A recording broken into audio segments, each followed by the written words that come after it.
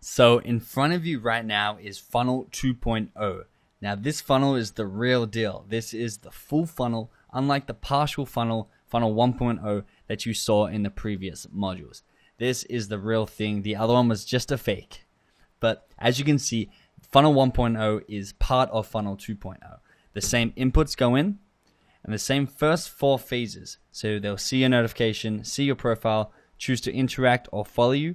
And once somebody is following you or interacting with you, they can also choose to take your call to action 1, which is that pink phase, the pink 5th phase down there at the bottom of the funnel called CTA1. And this call to action will be trying to convert people from followers to getting them onto your website. The purple level is phase 6, and it's from getting people on your website to signing up to your email address, where you can then promote and market your products and services to them in a socially acceptable manner and convert them to paying happy customers. So we're going to break down this funnel step by step in this module.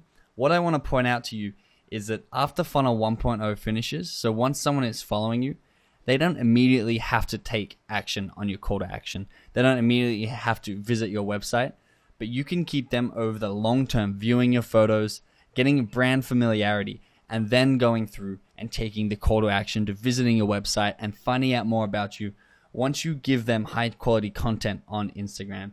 So this funnel is for the long term and the short term, and you'll see great results coming out the end of the funnel if you're optimizing for both of these time frames. The other thing that may take longer than normal is you may get them to take your second call to action, which is signing up for your email list, and then you may email them a few times. They don't have to take action on their very first email to consider this funnel a success. They may see 4 or 5 emails over the period of a month or even 2 months. And once they're familiar with your product and familiar with your brand, they may feel comfortable enough to buy and spend money and become a customer. So this funnel is really great in getting your followers comfortable with your business and pushing them towards the actions that you want to take, which is ultimately becoming a customer.